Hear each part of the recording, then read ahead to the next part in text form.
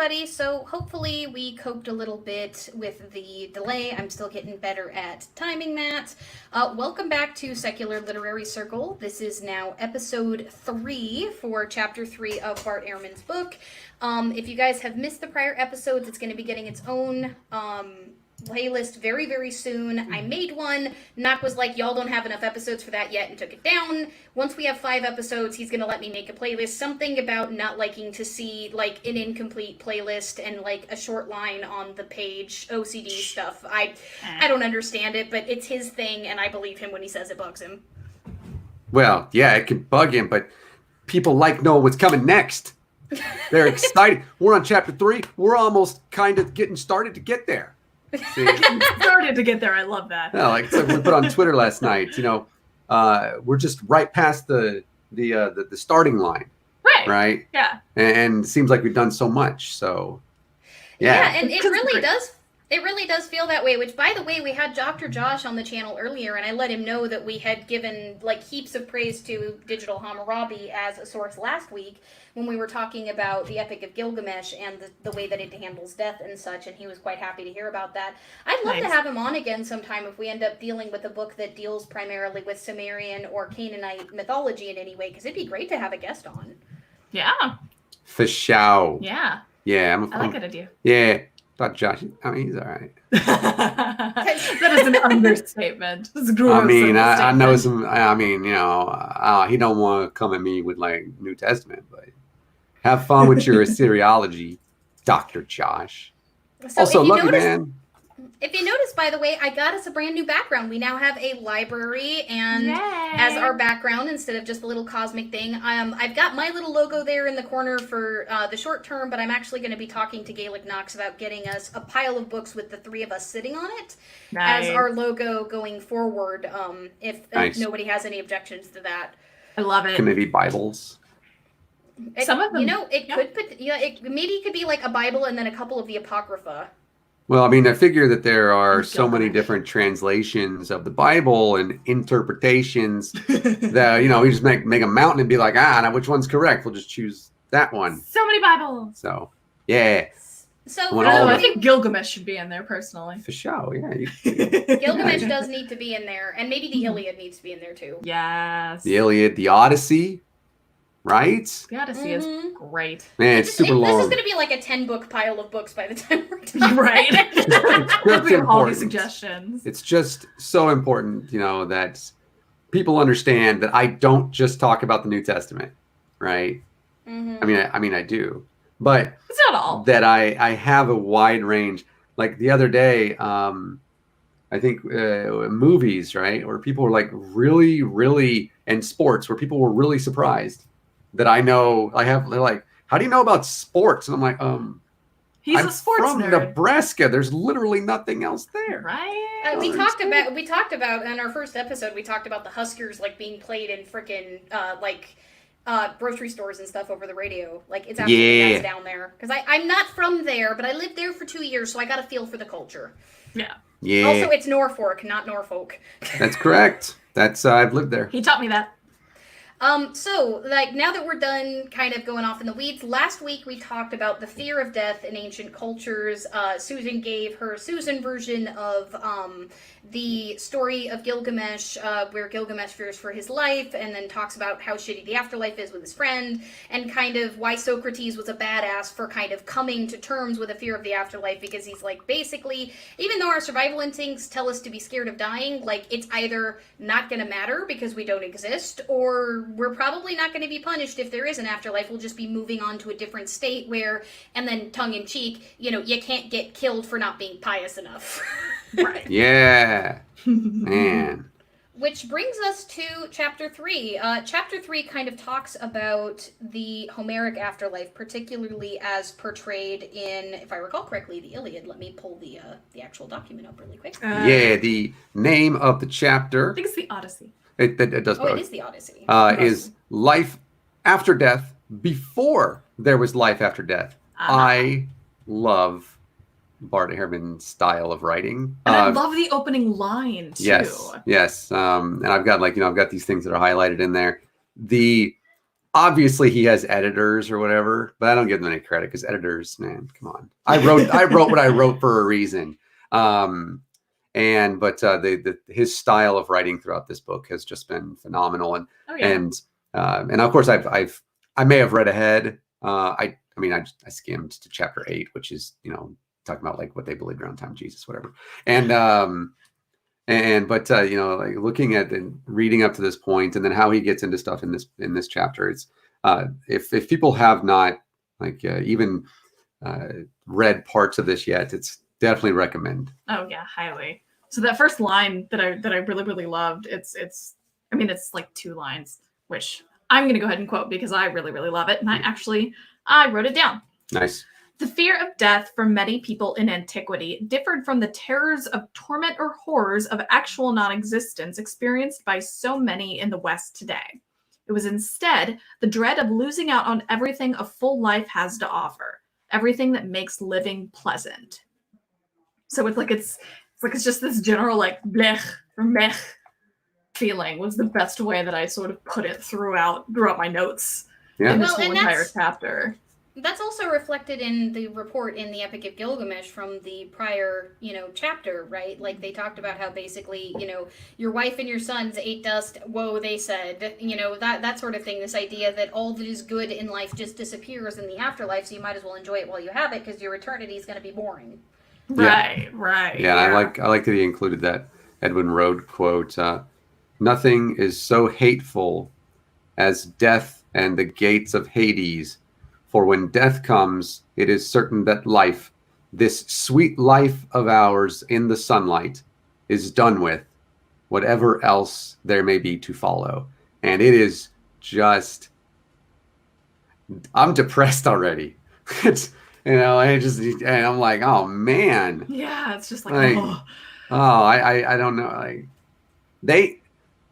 For us at least, there's, I'm gonna go to fucking hell apparently.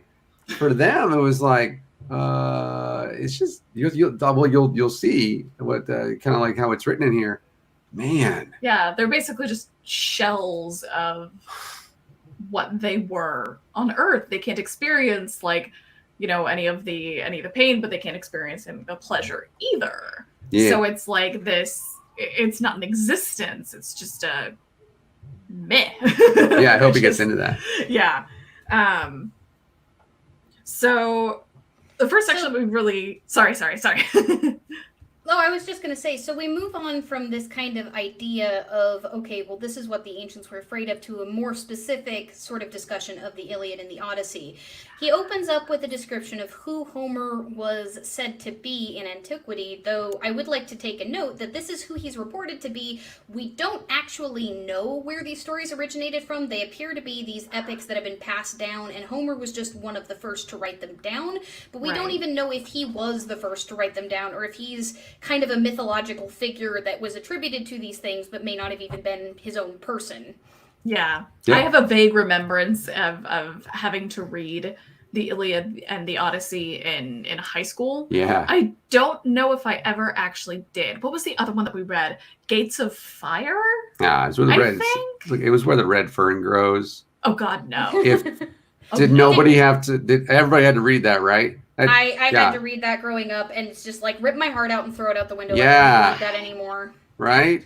But it's definitely the Iliad and the Odyssey. Yeah. That, and then the Homer's epic, and there's other stuff. There's stuff like Heracles, and I read something. I had to read something from the hell's her name? Other Greek thing. I forget. Like the fall of Troy, I think. Or something like that. Yeah. You might have also had to read the Aeneid, but that's more Rome than Greece. Yeah. It was like the seven sisters, something like that, and they're crying and stuff. Man, like shit. I don't remember much of high school. Man, for Greeks being all like crazy and having all these parties, man, they did not have a positive view of death.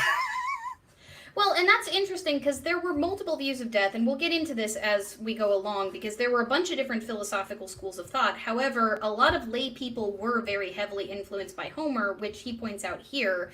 Right. Which, by the way, I would love to get my hands on the translation that he uses in here for these quotes, or see if he did his own, because some of these, like, this translation is extremely poetic, and there's some very crappy ones out there. A lot of us had to read the shitty ones growing up, and it really does a disservice to such a beautiful story. Oh, right. Yeah. I don't know.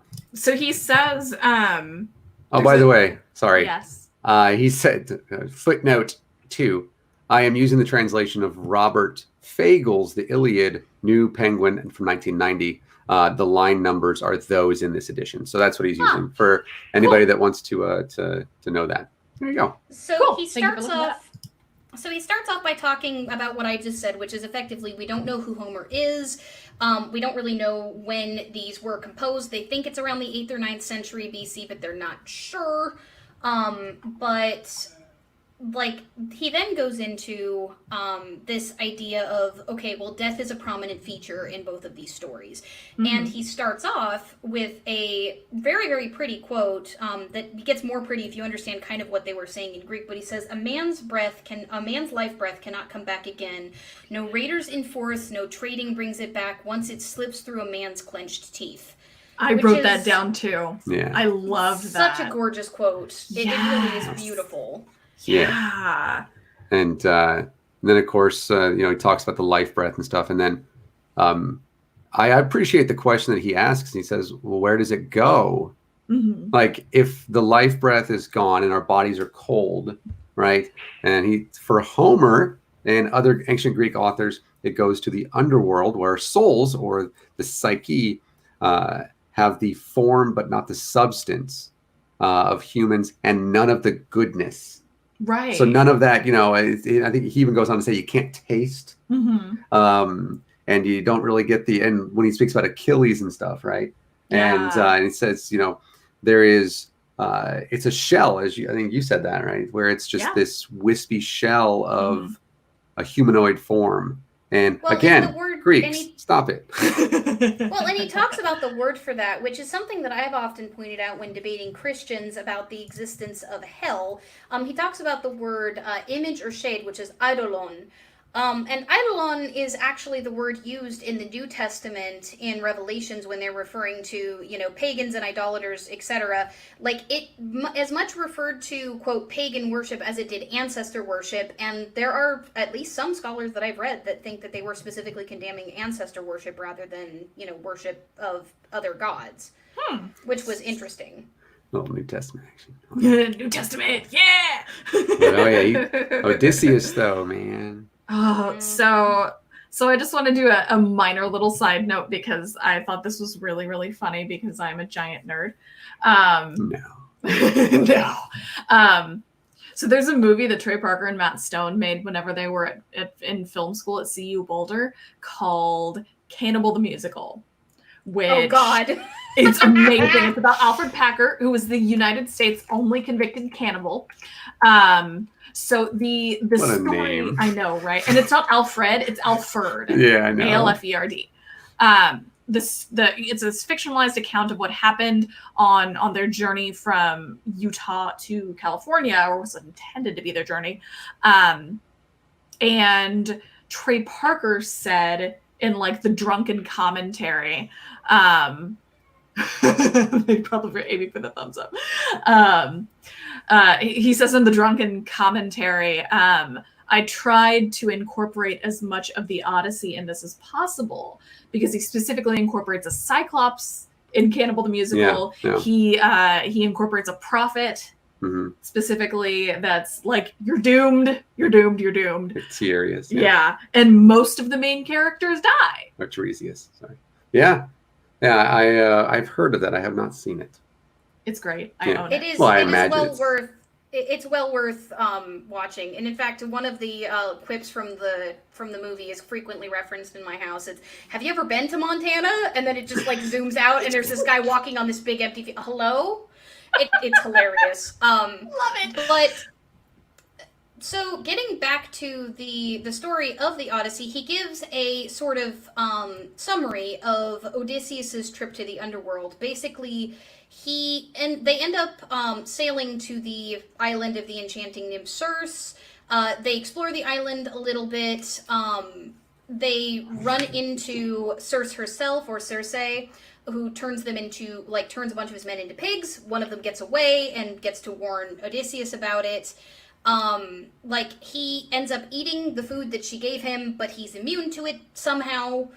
Because of Hermes. Hermes. Yeah. Yes, because of Hermes. And she realizes that he's gotten some divine help and, tries to sleep with him because apparently this is just how the myths worked back then. Like, the gods and goddesses tried to sleep with pretty much everybody.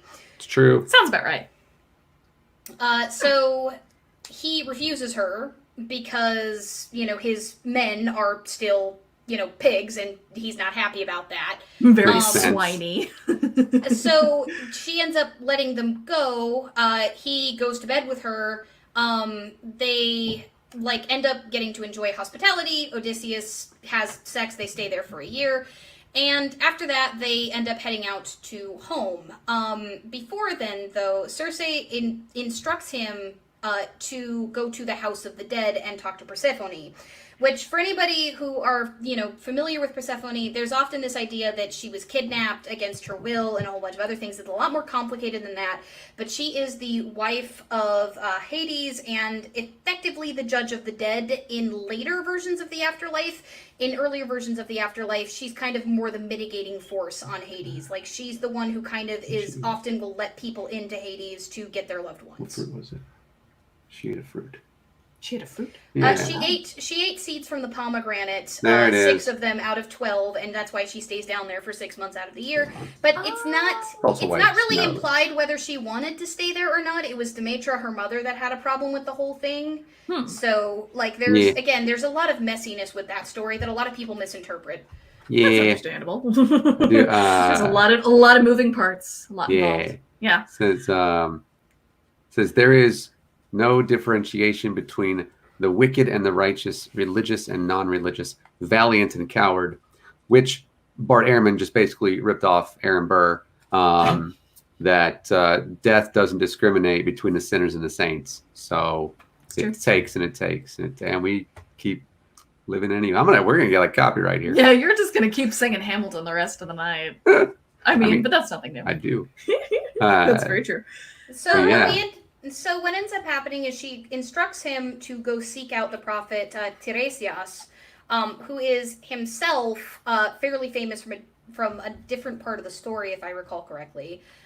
We get a very detailed and again very pretty quote from there. Consult the ghost of Tiresias, seer of Thebes. That the great blind prophet whose mind remains unshaken, even in death, Persephone has given him wisdom, everlasting vision to him and him alone. The rest of the dead are empty, flitting shades. Yeah. That is also much like, so much of the stuff that we talked about in chapter 2. That's also really heavy. Yeah. Like, to just think that you are just an empty husk of your former self. Like, it's so, and you're basically like a shadow, essentially. Yeah. Hey, this round table, what's I'm up, laughing. Austin? What are you laughing at? Just the husk thing. Thank you. And it took me a second too. Thank you. Sorry. I do what I can. Yeah. Go ahead. So once we end up getting into this scene where Odysseus heads down into the realm of the dead to find Tiresias, what he ends up doing is he fills a bucket or a bowl with blood, and he calls up Tiresias to drink from it, and this is what brings him back effectively to consciousness, which mirrors a similar rite that would happen on what was known as Triakas, or the Dark of the Moon. This is the Numeneos or New Moon calendar was sacred in Athens. There are evidence that it was used elsewhere, but in Athens we have a much more complete picture of it. Basically, the cycles of the moon would correspond to the months in the Greek calendar, and each of them had various rulers. We get a lot of information on this from Herodotus in Works and Days, and he talks extensively about which days of the lunar month are sacred. Triakas, being the dark of the moon, was sacred to Hecate, but it was also sacred to the ancestors. And what the Greeks would do is this thing called the Feast of the Ancestors, where a full meal would be prepared, the gods would get their offering, Hecate would get the bones and fat, as was customary, but also a full space would be set at the table with a full portion of food, and it would be dedicated to the ancestors in a rite very similar to this rite of drinking blood. The idea being that your ancestors could return to your home on that night and enjoy a moment of being human again, whether you knew them or not, through the spirit of this offering, in much the same way the gods were said to be sustained by the offerings of incense, which mimicked their divine food. So then That's cool. what you're That's saying really cool. then is that it's not at all like Transformers Dark of the Moon. Nothing No. is. Oh, Nothing is. Man. But it's a Movie similar lied to sort of me. idea. Well, to me anyway, just because I've come from an area that has a heavy Hispanic population. It Yes, sounds a lot like I was sounds a thinking lot like Dia de los Muertos, Yeah, they where did. it's like the day, the day that you put something on the altars, and you're supposed to be able to have reverence for the dead and everything. I mean, you're always supposed to, apparently. Yeah, you get like the photos and stuff. But yeah, like you do the altars and everything. We've seen those. So, Those are super cool. yeah, those are But rad. yeah, Walter Bricaire actually talks extensively about how Triakas, part of this portion of the Odyssey explains part of where Triakas, the tradition, came from. This idea that the dead could remember once per month who they were when you gave them these offerings, so it's so important that you make sure to do that. Yeah. And that's actually a practice that I myself do every month. On the dark of the moon, I set the altar, the table, and such. And there's a special ritual that is done at least in the modern day beforehand, where you do a cleansing and you do prayers and stuff before you start preparing the meal, and then you do them just before you start consuming it, and pour out a libation at the end. Which is as close as we can get to reconstructing the actual traditions. But what's interesting about ancient Greek practices like that is most of the way we find out about this stuff is actually through these stories. Generally, the scholars in ancient Greece and the philosophers would say in the old way or in the traditional way when referring to practices, because it was assumed that everybody knew. That makes sense. Hmm. Yeah. I feel like that sort of explains a lot of, why that phrase is used so often. But it does make sense. Sort of like with pretty much anything that you can just sort of yada, yada, yada away. Mm-hmm. Yeah. You know what I mean? You're not going to explain in detail that somebody flushes a toilet after they use a bathroom in a novel. It's just a given in our culture, right? Right. Yeah. Or it's like the 3 shells. No? Nothing? Demolition Man? No? All right. Didn't know that. I didn't catch that one. Man. What? I didn't catch that one. That's I'm that's like awesome. the early '90s version too. Yes, it is. Yeah, it's Sylvester Stallone and Wesley Snipes. But yeah. That's back in their prime, whatever that was. Whenever that was. Yeah. Anyway. Let's see. I have my thing that's highlighted is further down the page, so Yeah. I really like there's Barterman, sorry, I guess Berman, because we're technically referring to him instead of the whole thing. Just call him Bart. Bart. That's what I do. Thank you. He says that the sort of the overarching point is that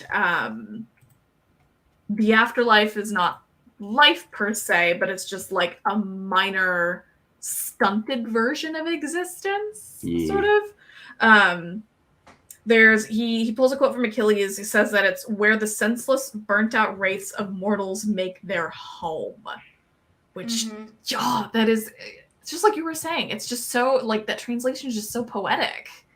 It's gorgeous. It really is. Whoa. Yeah. What'd you do? The internet. Uh-oh. Are we laggy? Nope, you guys have not lagged on my end at all. Well, that's good. Yeah. That's good. I can see we'll see.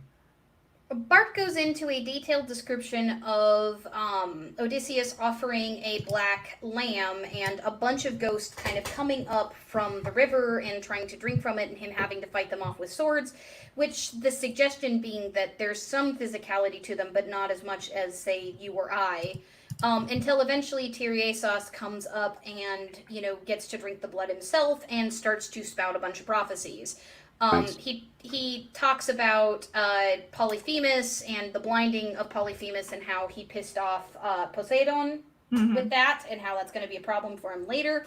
He also, love the beautiful big words that Airman uses, prognosticates an absolute disaster that could come from a different divine source, and later does. If the companions of Odysseus, out of desperation, eat the cattle dear to the sun god Helios, they will incur his irreversible laugh and be slaughtered down to a man. Moreover, even though Odysseus will survive and return home, he will find a completely fraught situation. His palace will be filled with his wife Penelope's suitors, hoping he has died, desperate for her hand, and eating her out of house and home while she decides whom to choose.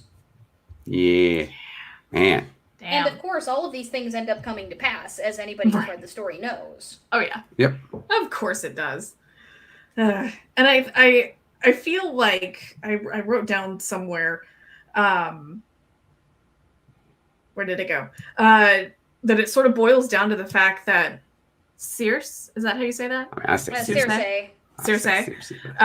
Sort of could have saved Odysseus the whole trip, Yeah. but was just like, He had to experience it, you know. yeah, he had to actually go through it. Like, Yeah. That's like that's she the could have just told him all of the stuff. to yeah. It's begin the with. trials of the heroes, though.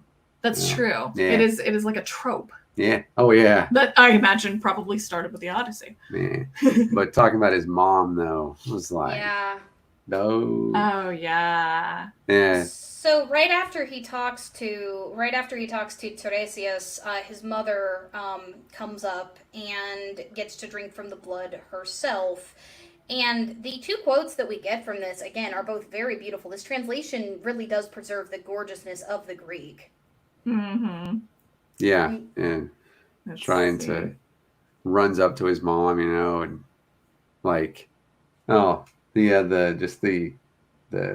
Oh yeah, this one right here. yeah, Yeah. just It's sifting away like Yeah. a shadow, dissolving like a dream, and each time the grief cut to the heart sharper. that's so like I'd like to point out, whoever the hell wrote this? 100%. Like, the translation. Yeah, well, they- I mean, whoever- like the whoever translation. wrote it. That's true. Mm-hmm. I'm talking about like in, you know, hashtag in the beginning. Whoever was the genesis of this.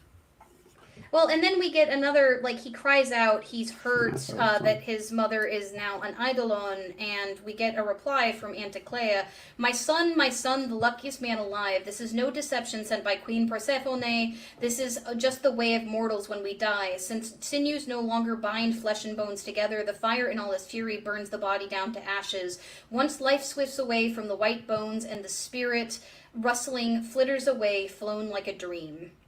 Flitters is such a good word just to describe, like, I feel like that really captures the essence of what they're getting across with, like, this idea of the afterlife.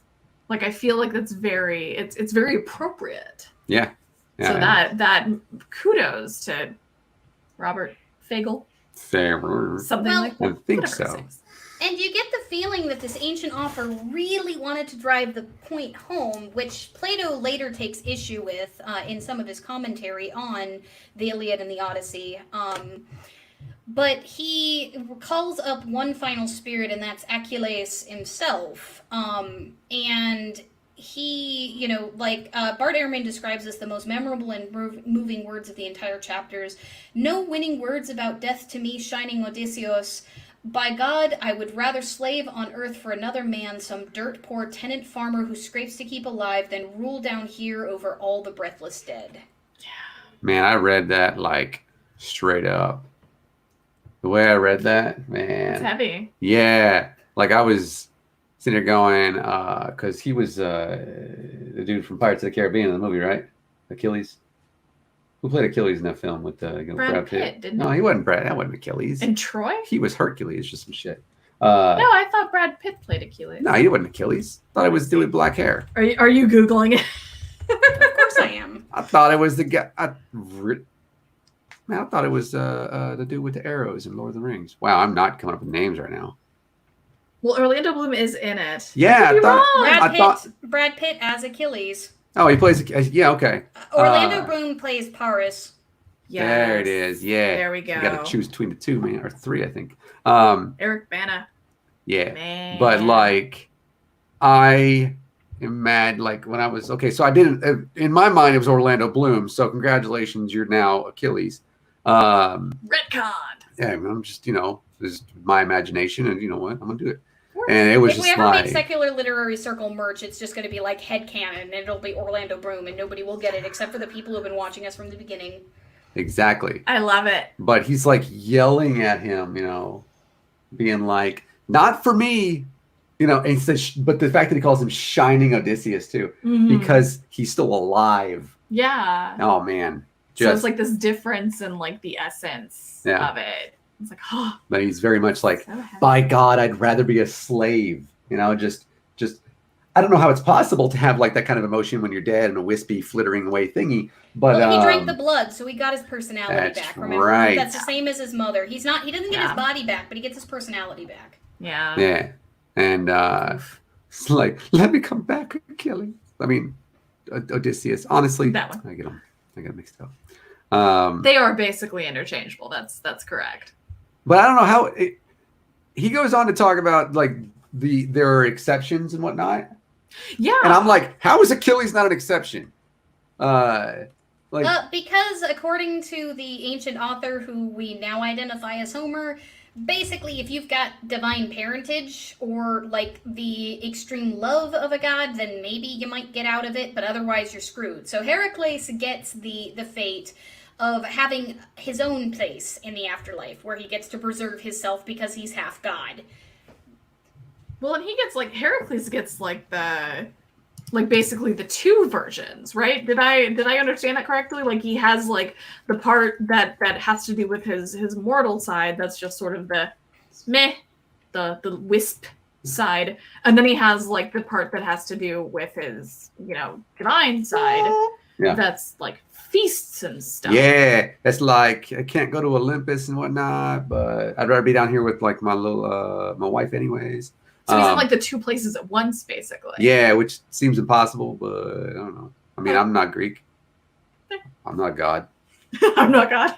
A God. I don't know. I think he actually mentions that too. He's like, there's no mention of how that could happen. Yeah. But showing up, there's Heracles hanging out. Yeah. Half of them's like, yeah, and half of them's like, oh.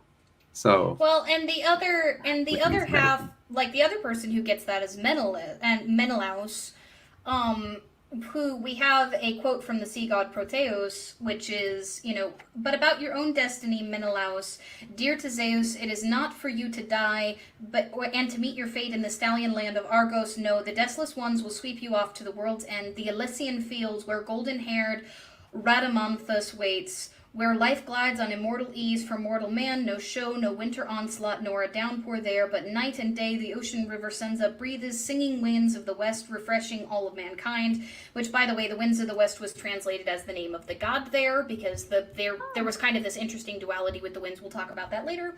All of this because you are Helen's husband now, the gods count you the son-in-law of Zeus. Mm-hmm. So you basically have a person with divine paradence and a person who married into a divine family, and they're the people who get to go to the Elysian fields, according to Homer. Very bleak stuff. Yeah. Yeah. Like that's very much like exceptional circumstance. Bunch of elitist Greeks. Yeah. Man. Freaking avocado Greeks. You know what I'm saying? Avocado Greeks? Yeah, they avocado toast and whatnot. Avocado Greeks. Elitist Greeks. Oh, okay, I see what you Gotta did get there. married into like a god family or something. See what you did Thanks.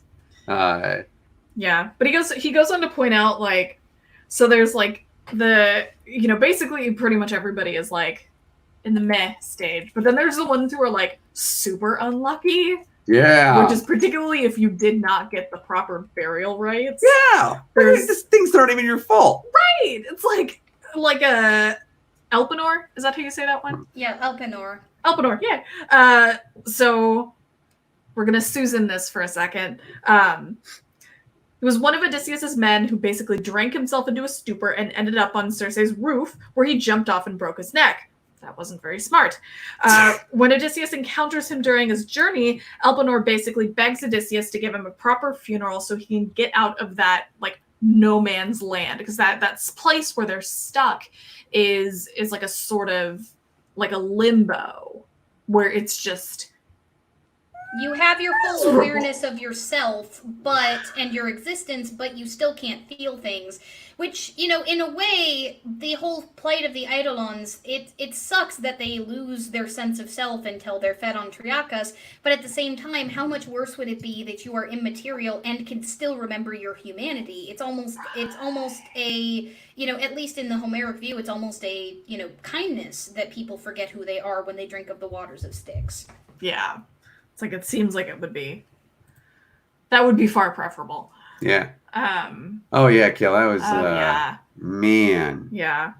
So but yeah, like the words that Elpenor cries out are just as beautifully written. I beg you, don't sail off and desert me, left behind unwept, unburied.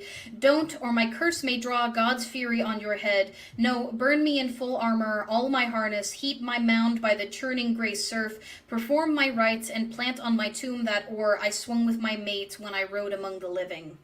He's just so like amazing. He's pleading and he's desperate. He's just like, get me out of here. Like, help me as much as you can. I think it ends up that he does. I don't remember the Odyssey, but I think that he ends up doing that.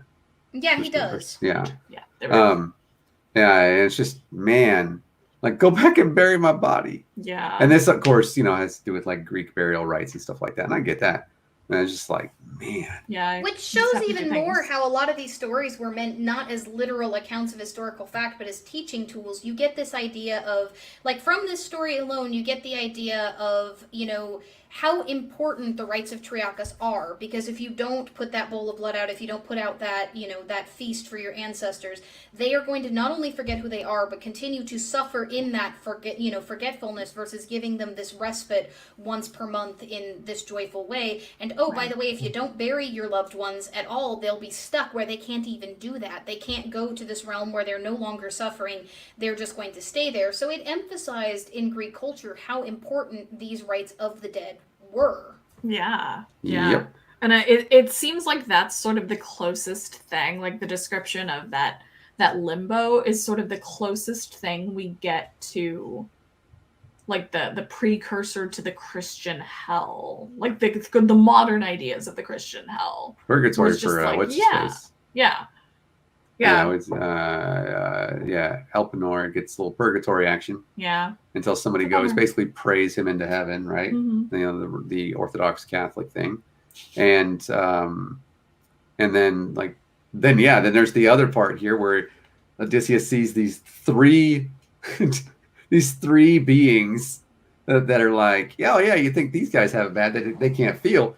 It could be worse. They are the only ones that are.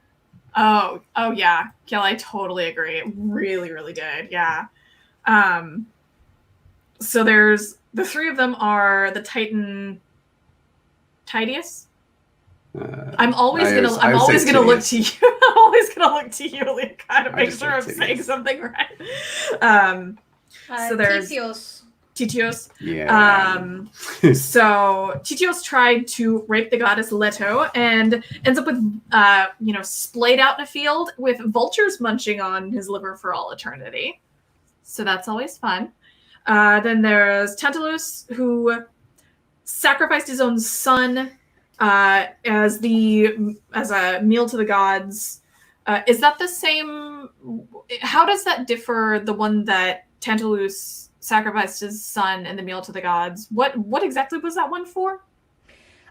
So the idea of that, it's an illustration of human or human-like meat and blood is actually so I have to get into a description of the concept of miasma. Miasma is this sort of spiritual dirt that happens just from being human. So like defecating causes miasma, birth causes miasma, death causes miasma. The idea in Greek thought being that we are those who look like the gods and think like the gods. We are the only animals endowed with mind, kind of similar to like the way that some Christians say humans are unique because we're the only ones with souls. That comes from the Greek idea that, humans are similar enough to the gods that we are separated from beasts, because beast blood is actually actually sacred. Human blood is actually miasmic because we are not the gods. We are not equal to them, but we are not beasts either. And so that story is illustrative as to why the Greeks did not condone human sacrifice, because our blood is miasmic, and actually murdering somebody outside of the fog of war, where Achilles actually protects you from the miasmic quantities of blood, like murdering somebody outside of war, there was a very deep and detailed descriptions of the rituals and things you would have to do in order to get that miasma off you. Like ordinary birth and death could be cleansed with holy water and such at temple rites, but when it came to like actual murder, that was the most heinous thing. It was the closest to the Greek concept of sin that you could get, other than maybe hubris. Oh, that makes sense. Yeah. So that's where that I get story that. comes from. Yeah. So Tantalus for eternity is kept just out of reach of food and water. So it's like if you're super thirsty and super hungry all at the same time, you see it right there and you just can't get it. Yeah, that's his eternity. And then everybody, well, most people know about Sisyphus, the one who is condemned to roll the boulder up the hill for all of eternity, and then it falls back down, and then he has to roll it back uphill. I actually discovered right before I left DFW that there is a sculpture of Sisyphus in one of the conference rooms in our office. Huh. And I was the only person to notice, oh my God, that's Sisyphus. And everyone's like, wait, who's that? And I'm like, oh, come on. So what was it that Sisyphus did to get that punishment? I didn't write it down. I'd have to actually remember what it was that he did. I did not write it down. I want to say he was the one who tricked the gods into taking the bones and fat as offerings, but I might be wrong. That's right. He captured death. Oh yeah. Oh yeah, he captured death. Yeah, no, the one who tricked the bone, the one who tricked the gods was Prometheus. He also stole fire. Yeah. Oh. Yeah, man. Look here, there. Sisyphus. Not even Thanos can trick death, bro. So. Well, he didn't just trick him. He captured him and locked him up, which stopped people from dying, which was a major upset to things. Because the gods don't want humans to be immortal. Yeah. But I mean... So they'd be on the same level. Death is, again, one of those things that separates us from the gods. The joke's never going to land. What about Thanos, babe? Nothing. I want to hear it. No, I want to hear it. I want to hear it. I want to hear it. No, it's not. No, I was just saying. I'm just making the offhanded comment about Thanos and death. Oh, he can't cheat death. Yeah. I heard it earlier. I giggled. Okay. But one could argue that he wanted to sleep with death. So what's the? It depends on whether you're talking about the comics or the movies, I guess. He wanted to marry death, and death was like, "Nah, I ain't interested." He was like, "Ah, I'm a Titan, slamity slam, and let me go and try and impress death and murder half the fucking universe." Seems about right. Yeah, and then he meets Squirrel Girl. That's a parody it's a Christmas parody, but it's still my favorite one. So or Ant-Man. That's just a that's a guy on Reddit. That's just a meme. Anyway. Yeah, they are being forced to make never-ending atonement in the afterlife for that they had done while living. They will become the prototypes of hell as it develops later in Western traditions. Yeah. And there is nothing in life that is deserving of eternal punishment. So fuck you, Greek people, for helping to create that nonsense. Yeah. Part of it, though, is none of them were human, if I recall correctly. They were all semi-divine beings of some kind. So I know. Like, there's no stories, as far as I know, of humans being punished like that, other than, like, Hades punishing somebody by not letting them come back to life when they were invited to in a different story because he was an asshole to Persephone. But makes sense. So we get into this section where he talks about the influence of Homer on the average populace, which I initially had a kind of very negative reaction to, just because, again, there were many Greek conceptualizations of the afterlife over a long period of time, particularly from various philosophical schools, but there was also the same kind of nastiness toward philosophers in ancient Greece that there is today, which is philosophy is useless and blah, blah, blah, blah, blah. So whether you can, like, I think Bart Ehrman is actually right here about the fact that, to a certain degree, Homer was extremely influential in ancient Greece in terms of people's ideas of the afterlife, and early Christians had a very hard time convincing people out of it. But it would be remiss of me not to mention that the Platonists actually took the idea of the Elysian Fields and expanded on it majorly throughout their development of their particular line. They believed actually that human shades, eidolons, if you were an awesome enough person in life, you could transcend your humanness and either become a daemon, which is like a demigod spirit type thing, or you could end up in the Elysian Fields if you were awesome enough to be remembered throughout eternity to hang out with Heracles and Alexander the Great and people like that. Yeah. Oh, So- man. And then Alexander. you have the Stoics. The Stoics actually believed that there was no afterlife whatsoever, that effectively what happened was all of nature, every atom, everything that exists, human and non-human, is part of the Godhead. Think like Gaia theory. And when you die, your soul and energy just returns to that. They think that humans are of the fire aspect, which, if you get into the earth, air, fire, water, spirit thing, like that whole thing actually comes from the Greeks. So the Stoics had their own version of that, and human souls were of the fire aspect. And that's the Stoic theology. Yeah. Epicureans also said not to concern themselves. Whoops, I accidentally clicked that. They also talked about not concerning yourself with an afterlife. They didn't believe there was one at all, like shade or otherwise, and so they espoused this idea of almost hedonism, like basically enjoying yourself and living absolutely to the fullest. It's a lot more complex than just plain hedonism is, but that's effectively their idea. So there were lots of different conceptualizations. This was just one of the most popular ones because the Homeric epics were basically bedtime tales. Practically everybody knew them. They were often put into plays. Like, these were the bedrock myths, so to speak, that everybody was taught from a young age. That makes sense. Yeah. Yeah. It would I have dig been it. nice if Bart would have included the other stuff, but you only got so many pages, I guess. So how do you Aeneas? Is that how you say that one? Yeah, our Aeneas. Aeneas. Okay. There's a lot of similarities between what's in Aeneas and what's in the Homeric stuff. Mhm. Like there's some differences between them that Ehrman does point out. There's it sort of goes into a lot of the similar stories to stuff we've already covered with I just hit myself in the head with Odysseus and stuff. I did like the mention of Cerberus. I Yeah. did like that. Went right by him on the sticks. Yeah. Well, cross sticks. And met him. He was like, yo, Cerberus, what up, bro? Or, what up? Imagine Cerberus as Rods? a puppy. Would have been cute. Where's my notes here? Oh God, what did I do? What did I do with the rest of that? I don't know what I did with the rest of that. So we were getting to talking about like the Aeneid and some of the differences between it and the stories that were told earlier. Particularly the Trojan horse is actually something that a lot of people think is in the Iliad and the Odyssey, and it's not. It's from the Aeneid. Right, yeah. And also, I guess the bunny from Monty Python and the Quest for the Holy Grail. Anyway. True. That's where it is. I mean, that's obviously a direct reference to the Trojan horse. Obviously. It is. Yeah. Don't judge me. It talks about Enos going to visit Cybele, who was a famous sort of prophetess / sorceress. She's semi-divine, blessed. I believe she was blessed by the god Apollon. So we get a description from the Aeneid. Suddenly her features, all her color changes. Her braided hair flies loose and her breast heaves. Her heart bursts with frenzy. She seems to rise in height, the ring of her voice no longer human. The breath, the power of the gods comes closer, closer.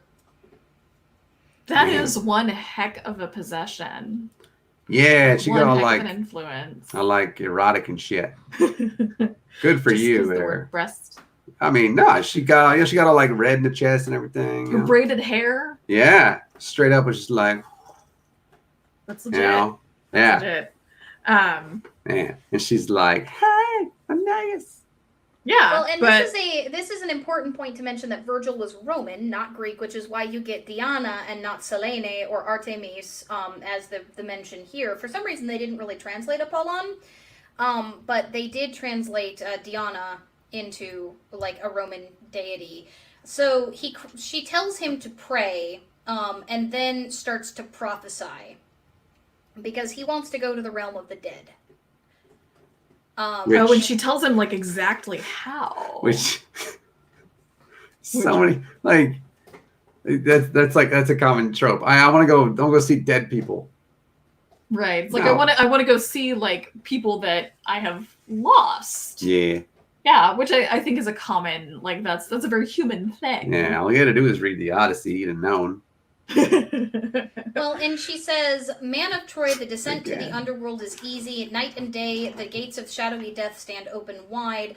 But to retrace your steps, to climb back to the upper air, there the struggle, the labor lies. Only a few loved by impartial Jove or borne aloft to the sky by their fiery virtue, some sons of the gods have made their way. But she instructs him on what to do to undertake the journey to the underworld, and these are instructions. There is the entryway, the gorge of hell itself, grief and the pangs of conscience make their beds. The fatal, pale disease lives there in bleak old age, dread and hunger, seductress to crime, and grinding poverty, all terrible shapes to see, and death and deadly struggle, war, raging strife. Just Yeah. That is you ain't coming back, basically. You know. or they're obviously gonna make it very, very Yeah. difficult. Yeah, you can. Good luck. Yeah. I'll be with you, so I hope you make it. So Enos sees his one of the companions that he had, Polynerus. I'm always gonna ask you. Polineros. Polynerus. No, she said. Who's this follows the same trope as Elpenor. What did I miss? I'm I sorry. said it's not shit. That's not how she said it. Oh, sorry. Yeah. I'm really bad at pronunciations. Yeah, me too. Which this follows very, very similarly to Elpenor in that he didn't get the burial rights that he should have. So he's like, hey, could you please give me my burial rights? Because I'm never gonna actually be allowed to cross the river and actually enter the realm of the dead. So luckily, it's prophesied that he's actually going to be buried. So he's like, okay, that's good. It's sort of like the, what am I thinking of? When somebody tells you everything's going to be okay, and you're like, okay, maybe it is. She basically comforts him by telling him he's going to get what he wants. Yeah, Yeah. So he's like, okay, Yeah. we're good. Yeah. So Yeah, I still love Cerberus. I'll do. And this is where we get our first glimpse of this idea of reward and punishments in a more mainstream story beyond, say, what Plato talks about or what his later, like Iamblichus and some of the later contemporaries of, or later, I guess, students in his school kind of talk about. The Aeneid is one of the first myths where we start to talk about rewards and punishments in death. Mm-hmm. Yeah. And it's some of the ideas of it, like there's Enos and the Sibyl. I never know how to say it. Sibyl. Sibyl. Or Thank you. They come to this fork in the road where, to the right you've got this like eternal happiness, but to the left it says the left-hand path torments, the wicked leading down to Tartarus, path to doom. Which is That's interesting like- because that's a Roman interpretation of Tartaros. Tartaros originally was just sort of this pit in the ground that Zeus cast the Titans into when he took everything over to punish them for being shitheads to the gods, effectively. Nice. And to stop them from fucking with humanity eventually when we came about. So this is a very Roman interpretation of Tartaros kind of being this torture chamber, because really it's just described as a deep, dark pit in myths leading up to this. Yeah, it like builds on that idea. So it's like, oh, okay. It's sort of it makes it a little bit more ominous and stuff. Well, but what's interesting though is contrary, like Ehrman points out, contrary to what a modern reader might expect, this flaming river is not the place of torment. It is a burning moat to prevent escape from the fortress. The tormented have no choice but to remain. Mm-hmm. Yeah. Yeah, which is wow. That is a good way to make somebody stay. Fire. Yes. I mean, if you're The burning dead, does it lava. really matter? I mean, That's Can what I you got out still, of that. Can you still feel the pain though? I don't know. Am I Greek or Roman? Roman in this case. Then no. I I think it's no to both of them. I don't know. Yeah. It's something I don't understand about like the hell thing too. You know, like the Christian version. You can't hurt me. I'm already dead. But It's true. yeah, and of course, but there's a gate though. So as we all know, walls are incapable of being climbed, and that's why we have a lot of them on the southern border, and nobody ever gets over them. So massive that it can be moved by no one, not even the gods. Okay, question mark. How is it put there then? Maybe the materials were placed there by the gods, but they can't move the whole thing. I don't know. It never don't actually, know. it never I'm says it. speculating. You know, it's plot hole. I'm entirely I speculating. don't know. I mean, Yeah. it could have been that the Titans put it there. Ooh, that's true. Isn't Does one the of the Titans in Titans- hell? Wait, no. Well, Eternal no, Punishment. That's a different, all of the Titans are now in Tartaros, but they could have been put there before they were cast into Tartaros. Hmm. That's true. Because again, the Titans were Fair. the parents of the gods. Right. Yeah. Right. Yeah. So up on the actual top of the gate, I love how I'm so like expressive today, like with the arms. Me too. So there's this high tower where one of the three divine fates keeps watch over the entrance. In We don't Greek, they entire- would be called the Morai. Morai. Ooh, that's good. That is interesting. I like it. That sounded sarcastic. That was not sarcastic. So we don't entirely know what's happening within the chamber. But what Aenys hears from the distance should strike terror in the heart. Groans resound from the depths, the savage crack of the lash, the grating creak of iron, the clank of dragging chains. So it's basically Christmas Story, right? With Christmas Carol. Christmas Carol, yeah, sorry, wrong one. With you know, Scrooge's like buddy comes back. Cratchit. I don't know, a ratchet old Cratchit dude, and he's got like chains and shit. Yeah. It's the same concept. I mean, exactly the same. Got it. I don't see the difference. And I guess, So well, he can come back. You know, he's ethereal or whatever. You know, ethereal. Yeah, I can't say the Ethereal. word, but yeah.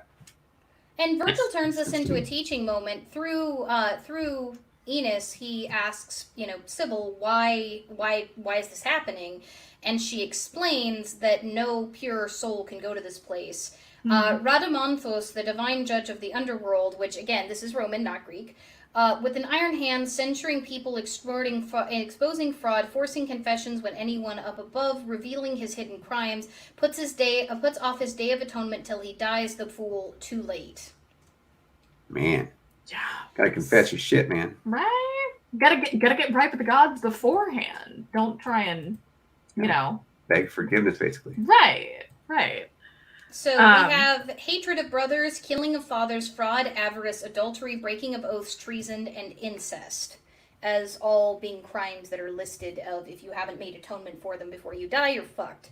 Yeah. Killing. Okay, so I haven't.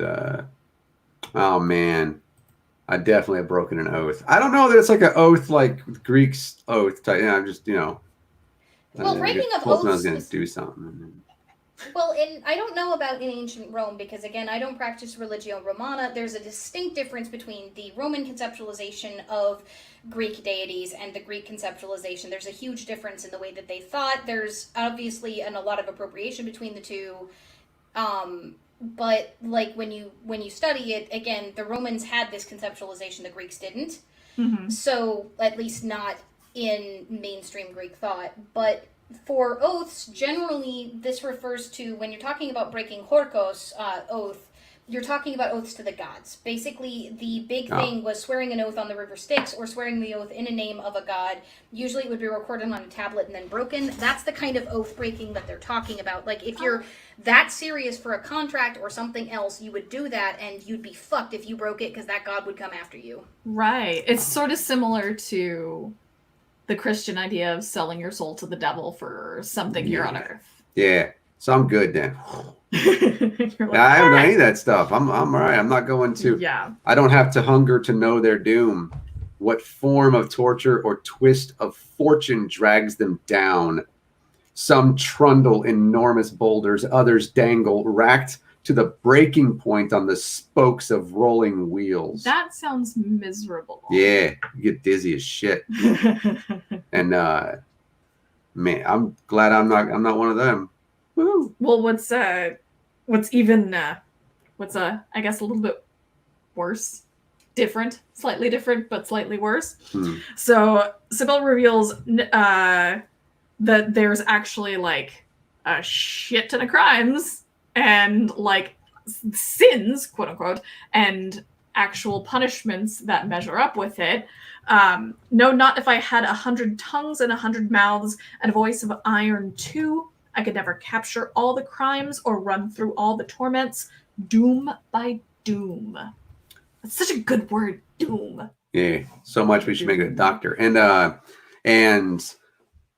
I appreciate the Apocalypse of Peter more than this one at that point because he's very, very specific about it. Right? On like the actual like punishments. Yeah, that was one of the things I was hoping that Aaron would get into. Like in I was like, man, because the Apocalypse of Peter is phenomenal, and it actually has to do it's today's version of hell. Yeah, and in here it's very much it seems like it's like romanticized.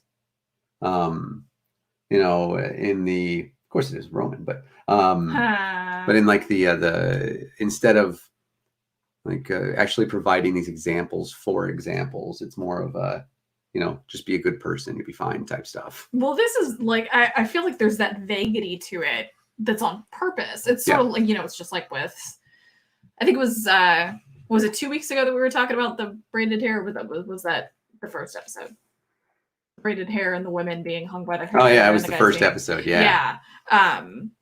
There's a lot of the stuff that's left so vague that it's like you fill in those blanks and you're like, oh my god, if this is happening to these people, what is an appropriate punishment for these things that I've done while I'm here on Earth? Yeah, like it's kind of like like with the coronavirus thing, right? Like if people you start thinking, oh shit. Wait, do I have this? Is this me? Am I going to do this? Am I going to get this? And then you start convincing yourself that and then you get paranoid as shit. That's a real thing, by the way. And I could certainly, because there's enough like vagity. Yeah. Right. Yeah, I can see that too. Huh? Yeah, it's a good word. Yeah, well, got it from you. Thank you. So and then yeah. So we end up kind of departing away from this, horrendous sort of afterlife to a very pretty description of the Elysian Fields, which we're promptly reminded the souls there, even though they're getting to do some awesome stuff, they still don't have a physical existence. No. But we get this gorgeous description. They gained the land of joy, the fresh green fields, the fortunate groves where the blessed make their homes. Here a freer air, dazzling radiance clothes the fields, and the spirits possess their own sun, their own stars. And we get into descriptions of feasting and frolicking and how the spirits themselves don't have a fixed place where they live. They get to live by the groves or by the ocean or wherever they damn well please, basically. Nice. Yeah. Yeah. They're just like, we're doing what we want. Yeah. Because we can. Like he said, settle on pillowed banks and meadows washed with brooks. Sounds very relaxing. Yeah, it's very much springtime to me. Yeah. Which makes sense, except springtime is like a life thing. And so, and he goes, and yet, which thank you so much, Bart, for that. Ambiguities that are hard to explain. Like Odysseus's sword, which we didn't mention earlier, can. No, we did. Sorry, yeah. I forgot. And it can ward off spirits, even though it can't hurt them. Right. In this case, he says, the souls feasting and playing sport have no physical existence. And then it goes to much like what we had previous with Odysseus. This Aeneas sees his father, and it's like, man. Yeah. Again, you get that. It hits you right in the heart because it appeals to that whole like you've lost someone, and it's sort of like when you dream about somebody that has died. It's so similar to that where it's like you reach out and you try to touch them and you can talk to them and have a conversation with them, but it's not like it's ultimately fruitless. Yeah, and it's just Which is the way that Urban puts it. Yeah, he does. He says, let's say, like Odysseus before him, he makes 3 fruitless attempts to embrace his parent, who is dead, and it's just 3 times he embraced nothing. The phantom sifting through his fingers, light as wind, quick as a dream in flight. Just, first off, beautiful poetry. Secondly, oh my gosh. Yeah. Well, that also underscores how important touch is to us as humans, right? Like, he can talk to, he can see this person he hasn't spoken to, and yet it's so heartbreaking that they can't touch. Mm-hmm. Yeah. And in a similar vein, it's, when, like I was saying with the, dreaming of somebody that has died, it's, it's something that not everybody experiences, that whole, like, dreaming about someone that has passed away that you really, really cared about. Yeah. Like, yeah. Those are hard dreams to have. Yeah. Those are really hard dreams to have. Like, speaking from complete personal experience. Same. So it's like, yep. Yeah, those are hard. It's then, very similar. As it says, Virgil departs from Homer by introducing an innovation. Most of the souls in the underworld are destined to live again. Woo! He endorses, as Ehrman says, endorses the idea of reincarnation. Which means that those being tortured in that underworld area that are imprisoned there, they might get another chance at another life. Yeah. It's not an eternal torture. It's a torture for a certain amount of time, and then you might get another chance to live again. Right. Yeah. But yeah, they have to go through stuff in order to do it. Which I think is worth it, Yeah. That's the thing. It's like, it's worth it for, as his father tells him that these are the spirits owed a second body by the fates. They are allowed to drink from the river, lake. Yep. And which means forgetfulness. And basically you get previous life amnesia and are set free from their cares. But before that can happen, they have to pay for the sins they committed in their bodies. And it reads it, and I imagine one of you will do that. But again, worth it to me. Yeah. Because you don't know what happened before, and so you might end up elsewhere.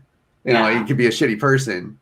But these things that they have to go through here, where they have to, like, basically stand there and go through, like, these painful things for this much time. It's it's kind of like one of those things where you're sitting in a room having to listen to somebody, like, talk about a book for an hour or something, and it's like, oh my God, will this ever fucking end? Seriously. And then it ends. And yeah, then and it's over with, and you're like, wow, that was not that bad. It's the same thing as this, where it's like, you're talking an eternity for them, right? Right. Where I'd be like, done. Yeah. Yeah. Put me on the rack. I think it's worth it. Well, and it's such a more fair way to look at it. Like, I'll read the description here. It says, and so the souls are drilled in punishments. They must pay for their old offenses.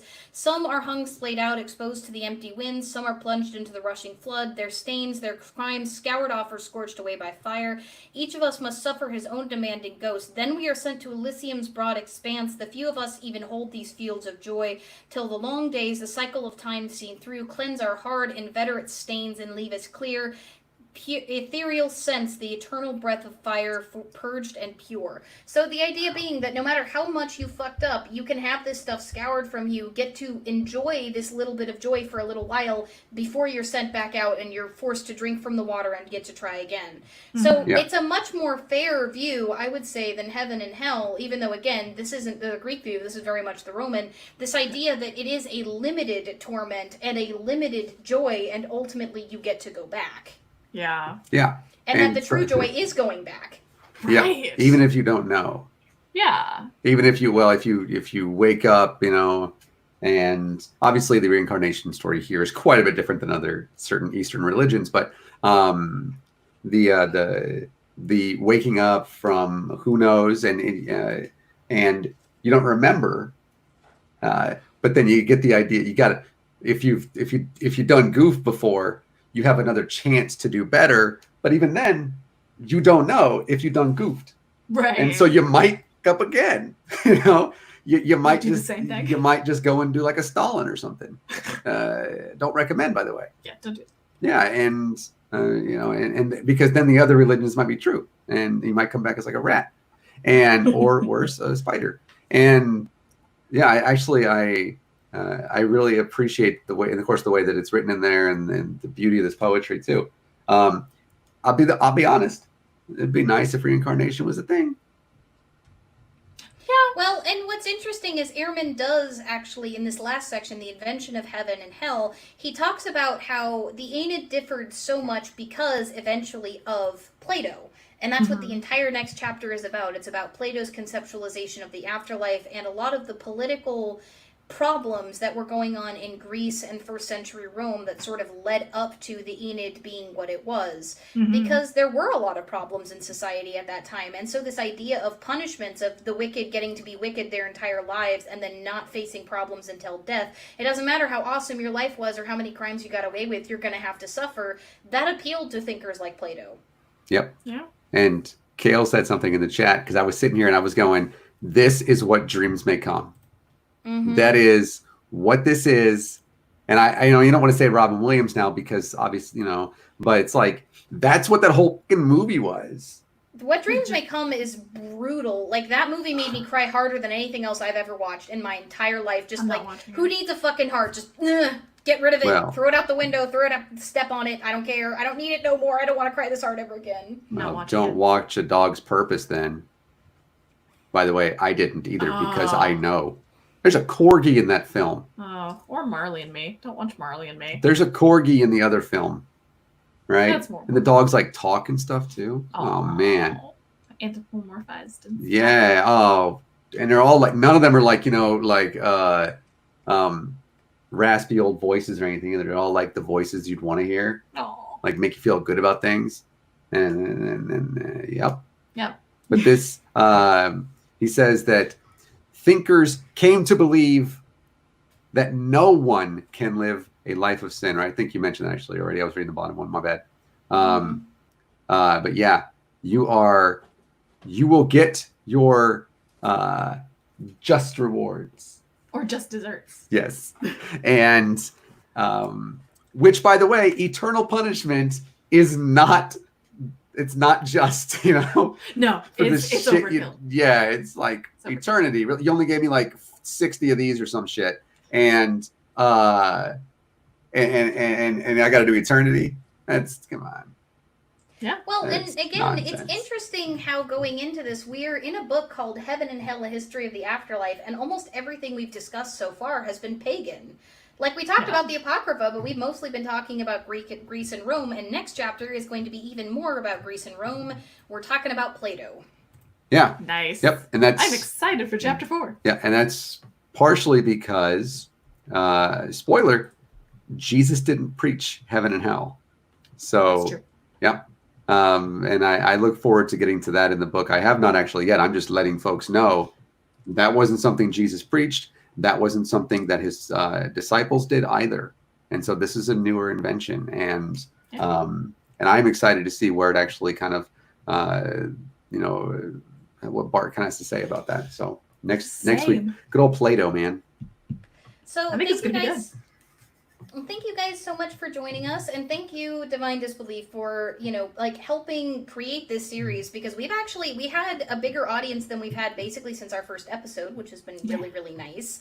But it's also really interesting to kind of go through these stories and talk about what they meant culturally, because a lot of us are familiar with the Iliad and the Odyssey, and some with the Aeneid, but most of us don't think about, like, the way that, say, Christians studied Bible verses. There was something very similar done in ancient Greece and ancient Rome, where these stories were meant as teaching tools about why certain things are done a certain way. Yeah. Mm-hmm. And I think that this has been a fantastic book to go through to kind of talk about some of that stuff. Yes, I'm very Yeah. glad this first one is so readable. Yeah. Oh, well, Very glad. yeah. Pretty soon we're gonna piss off the Christians though. So, Eh. By the way, at the end of Dr. Joss's interview earlier today, he gave a bunch of suggestions for books about biblical law and about like history of things like slavery and the laws governing women. And so I was joking with him that some of those sounded like they might be readable enough to end up on one of our vote lists for this particular series because he gives Awesome. like 10, I think it was like 6 or 7 different books that he had suggested at the end of the stream. Nice. Yeah. And I saw briefly him holding one up towards the end. yeah, I probably have a couple of them. Probably. I have a lot of books, like she knows. And do. but no, yeah, this has been this has been a lot of fun for us too. I don't usually get to talk about this stuff. People usually look at me and they're like, "Okay, cool, don't care." And so be able to do this and come and there are 14 people currently watching. Yes. Which again, thank y'all. Yes, don't know very much. Yeah, and I hope that all of you are, we're going to try and do our premiere tomorrow night. So yeah. Yeah, that reminded me. You guys need to shell out that premiere because I was really excited just hearing about what you guys were, working on. Yeah. Yes, we have a video that will be premiering tomorrow at what is our usual live stream time, which is 5:30 Pacific. Which would be Eastern. for our Eastern audience. Yeah, that'd be 8:30. 8:30. Yeah. Move to the West Coast. West Coast, Best Coast.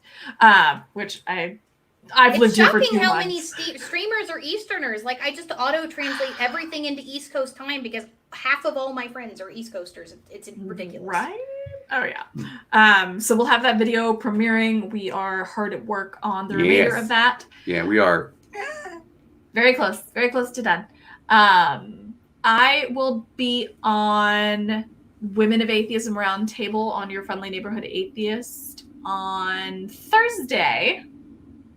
So that'll be exciting. Fun. Yeah, that's gonna be fun. I think it's either weekly or monthly. I don't remember which. Yeah, I don't know. Yeah, I have no idea. And then I'll figure it out. Yeah, and Dean Meadows challenged me to a debate today. That was cool. Another exciting. One. Yeah. Another one. I'm confused. And something else. I thought we were doing something. I don't know. Shit, I don't remember. I thought we were doing something else, but we're back here next week. That's fun. Yeah, we will be back here at 7:30 PST, 10:30 EST. I know for East Coasters it's a little bit of a later show, but I have counseling every other week on Tuesdays, so it's best to just make sure it's later.